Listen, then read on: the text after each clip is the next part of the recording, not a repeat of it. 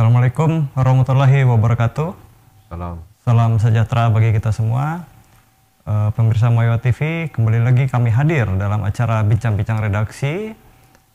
Pada kesempatan kali ini, saya Leo Priantewardiana dan Bang Andi Ilham kembali akan mengupas seputar topik-topik yang lagi hangat di tingkat nasional. Topik kali ini adalah kita akan membahas mengenai pidato Prabowo dalam acara pembekalan kepada calon perwira di Balai Sudirman Jakarta.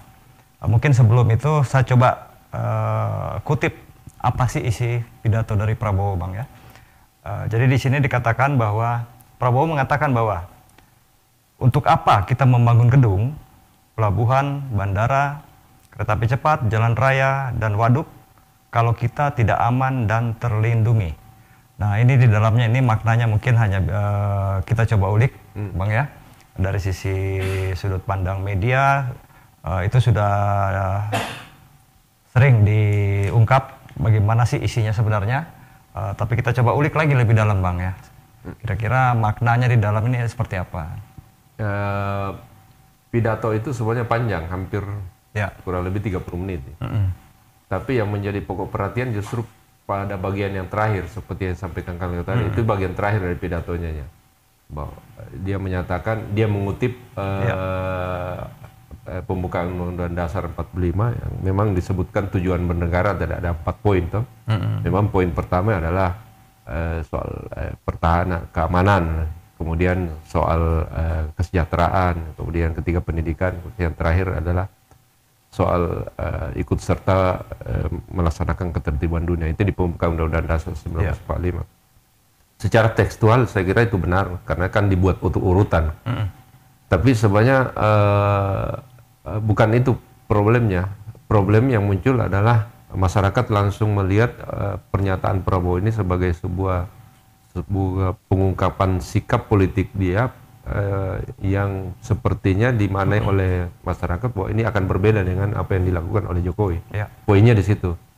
Karena kita tahu Jokowi dalam pemerintahannya dulu hampir 2 periode itu mengandalkan infrastruktur dalam setiap kebijakannya. Jadi Jokowi itu sangat identik dengan infrastruktur, bahkan beberapa kalangan menganggap bahwa Jokowi itu adalah bapak infrastruktur. Terlepas itu polemik di belakangnya, kemudian tiba-tiba Prabowo menyampaikan pidato seperti itu. Bahkan secara bukan tersirat lagi, tersurat menyatakan bahwa menyebut contoh itu bukan sekedar infrastruktur, tapi bahkan menyebut itu kereta cepat. Ada kalimat itu seperti itu. Itu pengertian publik itu terutama berkait dengan beberapa hal yang menjadi kontroversi di akhir-akhir masa jabatan Jokowi. Tentunya kereta cepat, kemudian soal IKN. Nah, selama ini berkembang spekulasi bahwa Jokowi sepertinya, Prabowo dalam hal ini sepertinya akan mengambil sikap politik yang berbeda di saat nanti dia dilantik pada Oktober yang akan datang. Nah, itu yang saya kira dan memang ditunggu publik sebenarnya sikap apa yang sebenarnya akan diambil oleh Prabowo pada pasca Jokowi lengser. Dan saya kira pernyataan Prabowo itu memang bisa dimaknai bahwa Prabowo itu dipastikan akan mengambil sikap yang berbeda terhadap program-program strategi yang dilakukan Jokowi. Saya kira itu. Oke, Bang. Ini seperti yang dikatakan oleh tim gugus tugas sinkronisasi Prabowo Gibran di bidang komunikasi itu Bapak Hasan Hasbi, ya. Sempat kita coba telaah di dalamnya, itu ternyata mengandung beberapa makna, ya, daripada pidato Pak Prabowo ini. Maknanya itu yang saya coba simpulkan di sini. Pertama itu sifatnya arahan, ya. Kedua sifatnya perintah kepada prajurit TNI yang calon perwira.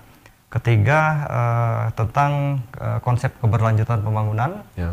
Dan keempat tentang adanya spekulasi bahwa anggaran pertahanan keamanan negara itu untuk tahun depan itu pasti akan mengalami kenaikan gitu. Ya, kalau kita menelisik jauh lebih dalam ya saya kira bisa saja, terutama soal anggaran pertahanan. Tapi kan yang tadi saya sebut di awal itu bahwa makna yang ditangkap oleh publik termasuk media itu bahwa ada semacam penegasan sikap dari Pak Prabowo bahwa beliau yang akan memimpin kita pada Oktober mendatang akan mengambil sikap yang berbeda dengan Jokowi. Ya. Meskipun jauh sebelumnya Prabowo mengatakan bahwa bahkan itu jadi sikap politik, terutama saat kampanye, sebab koalisi mereka sendiri disebut ada koalisi keberlanjutan. Artinya keberlanjutan melaksanakan program-program yang dilaksanakan oleh pemerintah sebelumnya dilaksanakan pada pemerintah berikutnya. Ya.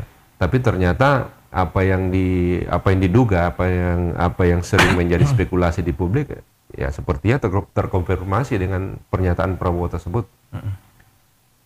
Jadi sebenarnya ini gambaran bahwa masih ada mungkin ya Prabowo memberikan pengarahan seperti ini, tapi di balik itu sebenarnya lagi mencari format bagaimana Prabowo nanti itu bisa membuat program-program yang lebih yang sifatnya lebih mercusuar lah dibandingkan periodenya Jokowi. Ya.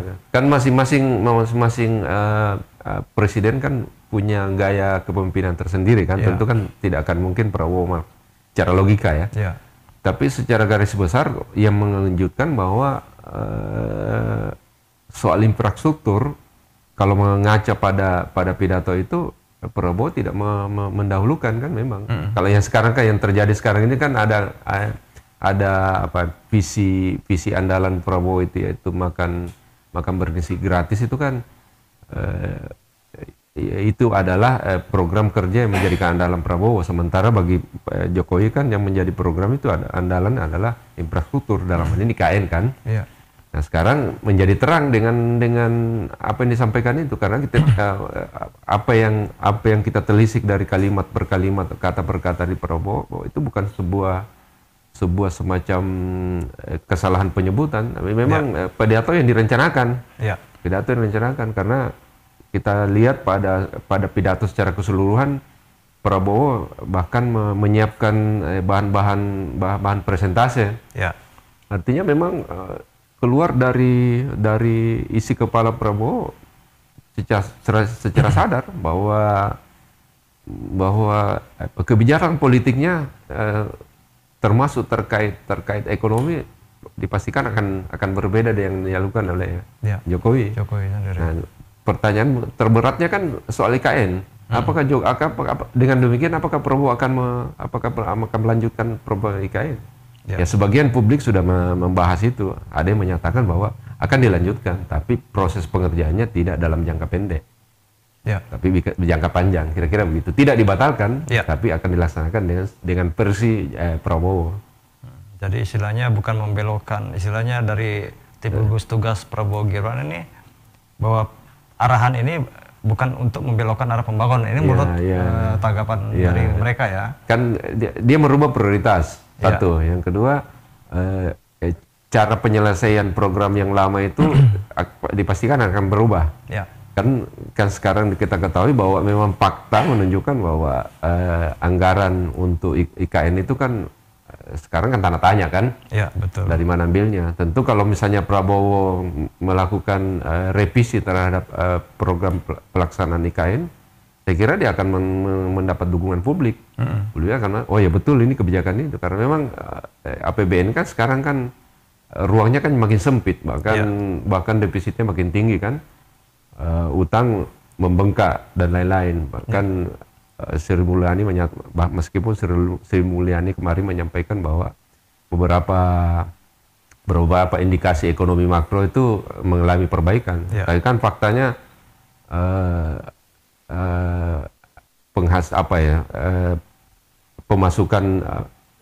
pemasukan negara dari sektor pajak maupun non pajak itu mengalami penurunan. Ya terakhir itu kan soal defisit ini kan dikhawatirkan defisit kita makin membengkak, padahal kita dihadapkan pada kewajiban membayar utang yang juga tidak kalah besarnya. Oke Bang, Ini kalau melihat dari kata kunci ya, untuk apa? Terus kita membangun. Nah, ini kan semacam apa ya? Beliau melihat ke belakang ceritanya. Ini. Untuk apa kita membangun? Untuk apa tanda strength pointnya di situ? Ini kan berarti menyangkut untuk apa kita membuat infrastruktur yang banyak gitu, tanpa adanya jaminan keamanan dan pertahanan. Nah, di sini kan kita kembali kepada bahwa itu semua bisa terlaksana bila kemudahan investasi pun itu diberikan oleh kenyamanan lah buat para investor, baik itu PMA maupun PMDN dalam melakukan investasi. Nah, di sini kan kita langsung mempunyai semacam bayangan bahwa Jokowi bolehlah dikatakan sebagai bapak infrastruktur. Nah, ini Prabowo ini kira-kira digadang-gadang jadi sebagai bapak apa? Nah, kita belum tahu. Nah, ini kan gini, tergantung semua orang akan menunggu kebijakan politik yang dilakukan Prabowo pasca dia dilantik kan. Satu kan tentang soal kabinet. Orang kan menunggu formasi kabinetnya kayak apa modelnya nanti kan, siapa-siapa yang akan ditunjuk. Kemudian soal kebijakan tadi itu. Ya tentu Prabowo akan punya ciri khas tersendiri nanti kan. Ya tadi kan kalau pertanyaan infrastruktur Jokowi mungkin satu saat dia akan menjadi misalnya sama dengan Soeharto contohnya misalnya bapak stabilitas misalnya pembangunan dan lain kan. Betul. Itu juga satu hal yang penting apalagi kan seperti yang dilansir oleh Prabowo pembukaan Undang-Undang Dasar 1945 mengatakan poin pertama yang mengatakan soal keamanan.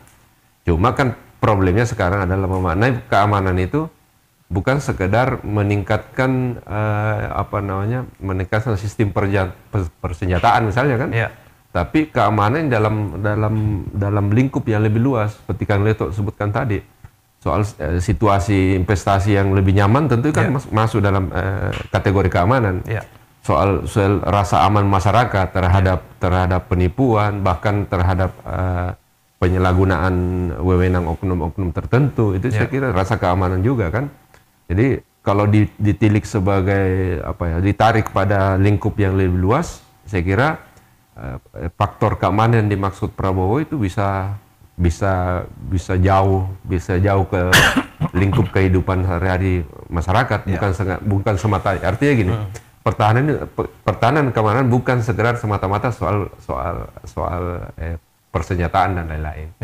Tapi menyangkut soal kehidupan sehari-hari. Orang merasa tenang, merasa nyaman, merasa tidak terbebani dengan soal-soal keamanan. Orang merasa tidak merasa tertekan dan lain-lain.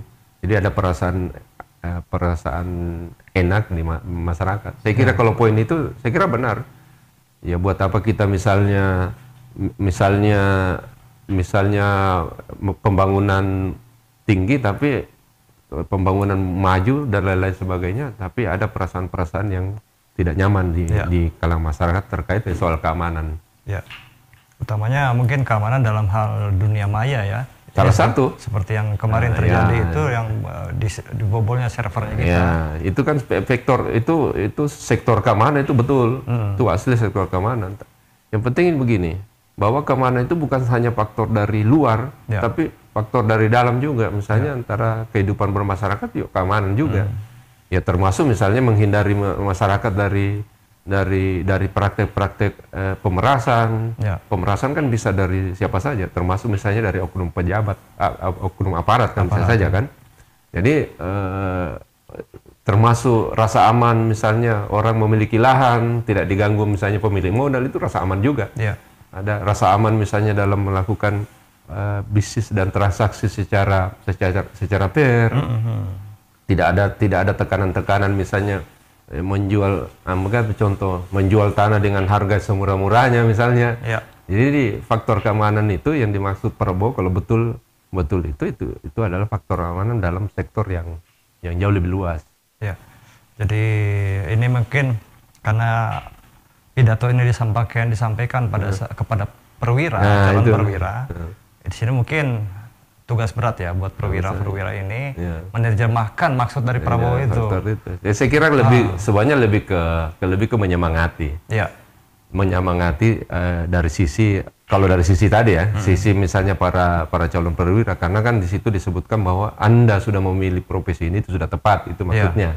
Jadi menyemangati bahwa apa yang Anda lakukan, Anda punya tugas-tugas kenegaraan yang berat dan tidak kalah pentingnya dari sekedar membangun ekonomi.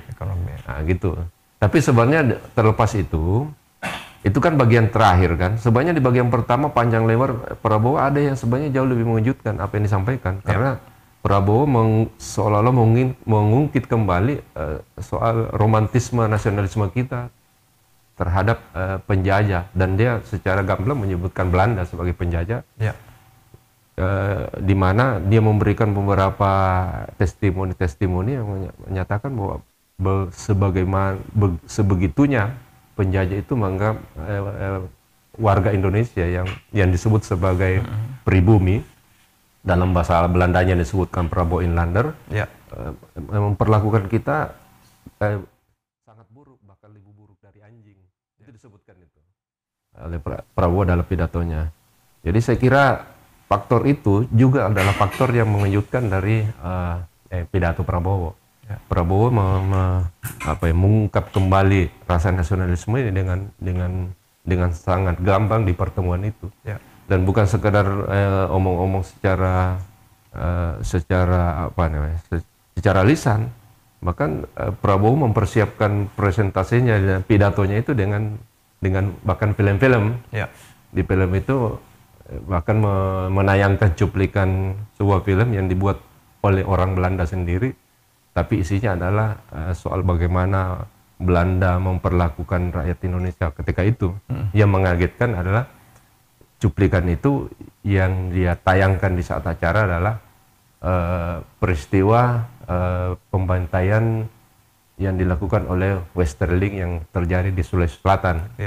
Nah, saya kira itu mungkin bisa dimaknai macam-macam, bahwa Prabowo dalam kebijakannya akan datang memang banyak mengacu pada meningkatkan kembali rasa percaya diri bangsa Indonesia terhadap di mata pergaulan internasional. Saya kira itu salah satu. Ya, baik. Jadi mungkin di sini juga kembali ya kepada pidato dari Prabowo yang awal-awalnya itu dikatakan bahwa mengingatkan kembali tentang romantisme perjuangan Indonesia. Mungkin kalau saya ambil analisanya bahwa ini menyangkut hak dasar hidup manusia, hak asasi yang Prabowo ingin kembali Indonesia itu mendapat. Kan selama ini kan Indonesia sering diserang dengan masalah hak asasi manusia. Mudah-mudahan beliau bisa membawa kita ke tingkat yang lebih terpercaya di dunia, khususnya dalam pengelolaan hak asasi manusia ya. Karena ini kan romantisme itu kan juga pasti akan istilahnya mengingatkan kita bahwa betapa pentingnya hak dasar hidup manusia itu. Saya kira itu, jadi apa yang disampaikan Prabowo di kira-kira 3/4 dari pidatonya ini menyangkut soal nasionalisme. Nasionalisme ini tanpa tedeng aling-aling Prabowo langsung menyebut sejarahnya Indonesia dijajah dengan Belanda. Bahkan secara gamblang menyebutkan Belanda. Dan beberapa contoh-contoh soal yang dia sampaikan Prabowo ya, ketika dia misalnya ke membawa anggotanya di sebuah kolam di Manggarai, menyebutkan ada sebuah tulisan bahwa dilarang masuk kecuali binatang tadi itu dan pribumi. Itu ada kemarahan. Jadi kita tahu apa yang ada di kepala Prabowo saat menyampaikan, tapi bisa kita maknai bahwa memang Prabowo mungkin coba membangun rasa nasionalisme atau barangkali memberi pesan kepada kita bahwa Prabowo ini masih punya nasionalisme lah, kira-kira begitu. Jadi barangkali semacam diferensiasi lah dengan pemerintah-pemerintah sebelumnya, bahwa Prabowo itu lebih peduli terhadap nasionalisme, membangun. Kan dulu kan Prabowo waktu periode pertama kalah Pilpres kan masih sering disebut-sebut sebagai Prabowo sebagai the little macan Asia kalau saya tidak salah ya. Jadi barangkali mungkin itu ya, dia membangun personal brandnya kembali, yang rebranding kembali personalitinya, bahwa dia itu masih layak disebut itu. Problemnya kan sekarang kan nanti pembuktiannya kan nanti kita lihat saat dia berkuasa, apa betul seperti itu, apa betul misalnya Prabowo lebih banyak mengangkat harkat martabat dan harga diri bangsa di mata dunia. Ya. Nah ini saya kira yang mungkin ya diakui atau tidak, yang beberapa tahun terakhir kita itu agak tergerus soal kepercayaan diri bangsa terhadap bangsa lain. Salah satu contohnya adalah bangsa Indonesia ini sangat tergantung dengan produk-produk luar negeri. Saya kira itu kan juga menyangkut nasionalisme. Ya. Nah kalau nasionalisme yang dimaksud Prabowo itu betul-betul ingin menjadikan bangsa Indonesia punya percaya diri di mata dunia, saya kira salah satu yang dia harus lakukan adalah ya menghentikan atau membatasi impor. Terus menghentikan atau membatasi ketergantungan Indonesia terhadap kepentingan asing. Ya. Contohnya misalnya Cina kan, dia mesti dibatasi itu. Kalau Prabowo konsisten dengan nasionalisme itu, salah satu yang dia bisa lakukan itu. Ya, baik. Jadi apa yang kita ulik pada kesempatan kali ini mengenai apa yang tersirat dalam makna pidato Prabowo, khususnya dalam acara pembekalan kepada calon perwira di Balai Sudirman Jakarta, ini memang mengandung syarat makna ya. Syarat maknanya di sini interpretasi daripada masing-masing masyarakat atau pengamat media mengatakan bahwa hal ini bisa menjadi arah kebijakan dari Prabowo. Gambaran arah kebijakan, gambaran visinya spesies. Sederhananya langsung artikan berarti terkonfirmasi Prabowo tidak akan memprioritaskan pelaksanaan infrastruktur itu IKN, khususnya IKN. Ya. Nah, sekarang IKN kan lagi kesulitan keuangan kan. Itu saya kira bisa makna seperti itu. Ya. Apalagi kan situasi ruang fiskal kita kan sempit sekarang ini, jadi tidak ada ruang gerak untuk melaksanakan dua program misalnya utama besar yang bersamaan. Makan bergizi gratis dengan IKN. Mungkin salah satu yang mesti dikorbankan. Baik. Pemirsa, demikian tadi bincang-bincang kami mengenai topik hangat daripada isi pidato Prabowo, yang seperti kita katakan tadi, beberapa gambaran mengenai visinya mereka ini, visi Pak Prabowo itu tergambar dalam pidato ini. Mudah-mudahan pada saat pidato kenegaraan, pada saat pelantikan nanti, kita akan melihat secara gamblang secara gamblang seperti apa sih visi dan misi pembangunan di era pemerintahan Prabowo Gibran. Karena kita semua menunggu. Ya, kita semua menunggu untuk itu, Bang. Mudah-mudahan kita tetap mendukung apapun yang menjadi arah kebijakan pemerintah dengan catatan tadi. Itu tidak menyusahkan kita masyarakat, dan kita di mata dunia pun mendapat porsi kepercayaan yang tinggi. Ya. Demikian bincang-bincang kami. Saya Leo Piranto Wardiana dan Bang Andi Yulham. Mohon pamit dari hadapan pemirsa. Wassalamualaikum warahmatullahi wabarakatuh. Waalaikumsalam warahmatullahi wabarakatuh.